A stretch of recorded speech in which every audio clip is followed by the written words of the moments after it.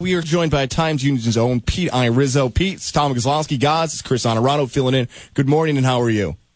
Good morning, guys. How's it going? What's up, Pete? We're all doing well here. Well, let's start with Dion Lewis, Capital Region's own big performance against the Houston Texans. What did you make of that performance by Dion Lewis? I thought it's hard not to be happy for the guy, right? After everything he's been through and all the injuries, I thought it was great to see him. I think there were a lot of people when he got hurt the first time wondering if, well, that was it for Dion Lewis. It was going to be, 3 games where he looked like an emerging star, and that'd be the last we'd ever hear of him. But obviously, that's not the case. So, good for him. I asked Chris earlier, and I know the game ends up being an 18-point victory for the Patriots, but Dion Lewis, did he avoid the Patriots maybe being the victim to one of the biggest upsets in postseason history if Houston had pulled off that win? Well, yeah, in fairness, he was almost the cause of it, too. True. You take into account the fumble on the kickoff. That was about the only point in the game that I thought the Patriots might be in trouble. But, yeah, I off the top of my head, it's hard to think of a bigger NFL playoff upset in recent history than if Houston had pulled that off yesterday. But what was the line of that game? What was it, like 16, 17? Right around there, 16.5, 17, depending on what investment site you were looking at. Say it like that. But Patriots do pull off that win. Let's swing it over to the NFC. Chris, of course, is happy today. His Green Bay Packers pull off the win over the Dallas Cowboys. Aaron Rodgers in the play at the end of the game. Walk us through what Pete Iorizzo was doing during that play, the emotions, because Chris and I did it earlier, and we were all over the place during that final play that sets up the game-winning field goal. I was honestly, I was sort of only half paying attention because probably like a lot of people, I just thought he's just going to heave it down the field here, and he's not going to be able to reach the end zone anyway. So, I was basically, I'd actually stood up and I was kind of standing away from my TV just with one eye on it just to make sure nothing crazy happened. And, of course, something crazy did happen. But probably like most of America, I was braced for overtime at that point. Pete, we know the championship game set up here. What is the Super Bowl matchup you want to see? Let's see. What would I want to see, or what do I think it's going to be? What do you want to see?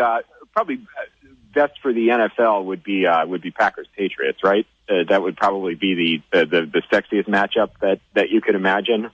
But it's nice to see a new team in there if the Falcons were able to win this weekend. I actually think Pittsburgh and New England sets up an interesting game. To me, the Steelers have I know it's difficult to win 2 games like that on the road, back-to-back weekends, but to me, the Steelers are a team that's well built to pull off an upset on the road. They can run the ball, they can get after the quarterback. Maybe that'll be an interesting AFC Championship game. Yeah. Pete Iorizzo joining us here from the Times Union. It's Gals, it's Chris Iorizzo filling in for Roger Weil and Zach Bye here on Big Board Sports. And Pete, let's shift it over to the Siena Saints men's basketball program. For those that may not know, talk a little bit about discussing the Nico Claret situation, what's happened with his future with the Saints. Good question. I think it's very much to be determined at this point. I don't think anybody would be shocked if the indefinite leave just becomes a permanent leave. I definitely think there's questions about whether or not you'll see him back in the program or not. The timing of it, I thought was surprising only because just a couple weeks ago he hit that big shot against St. Peter's, and I thought, well, geez, maybe that's the moment that's finally going to get Claret going. He came off the bench in that game, and I think that is or was the right role for him to be sort of that scorer off the bench. I thought maybe they finally figured it out with him, and then the bizarre jewelry thing happens the next game, and Jimmy Passos is talking about his commitment to the program. To me, that's never good when you're talking about a guy and wondering if he's fully committed to the program, not when you're talking about Division I basketball. So to me, it very much remains to be seen whether you'll ever see him back in a Siena uniform again. But frankly, I'm not sure how much it hurts him the rest of the year because he hasn't been playing that well. If you're going to be a quote unquote volume shooter and be shooting 30%, that doesn't help your team very much. So in terms of just from a basketball standpoint, it's hard to say that that's a huge loss for Siena. Yeah, it's a strange addition by subtraction, and it's kind of hard to quantify right away because you see what he's averaging 12.5 points per game. But you're right, Pete. He's shooting 36% this season, and he is a volume shooter. He's a very talented basketball player, but it just didn't ever seem to fit. And I don't know exactly what the relationship was between Nico and some of the seniors on this team, but it just didn't seem to mesh. And I think they're a better team without him. Now, that said, he can go out somewhere else and have success. I think this version of Siena's team is better without Nico Clarith, and they won their third in a row yesterday, and essentially won the game before that without him. He only played 3 minutes. So we may be seeing something here of, a turnaround and maybe a different embrace of identity with this team.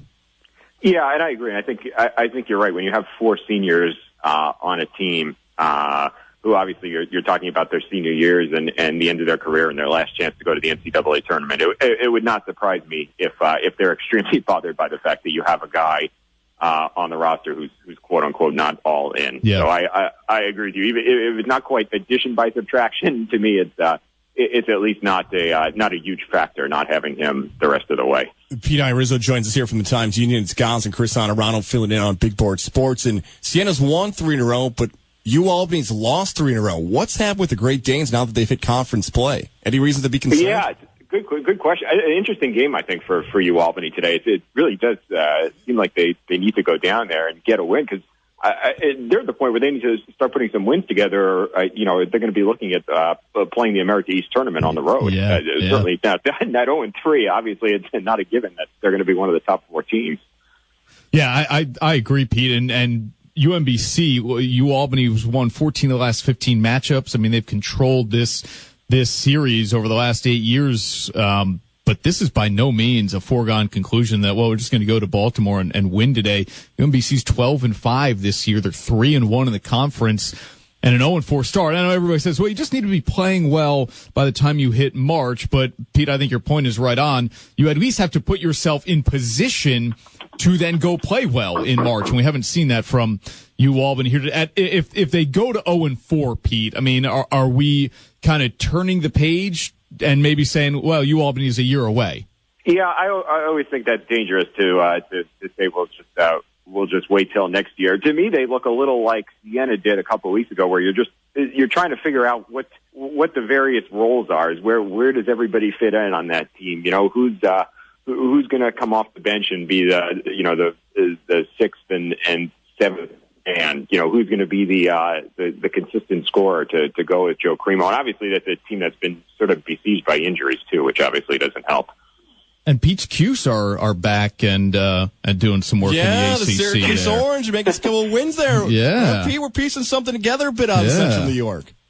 Yeah, it was funny. A couple of weeks ago, I looked at the score of the Pitt game. I think I was at Times Union Center for an event, and it was 40-12 at halftime. Around halftime, I was like, it's got to be an error on my phone. Yeah, Carolina, Notre Dame this week though for the Cuse could be tough, both on the road. Yeah, that is a difficult trip. It just does not look like this is going to be a big year for the Orange. 14.5-point underdogs, Pete.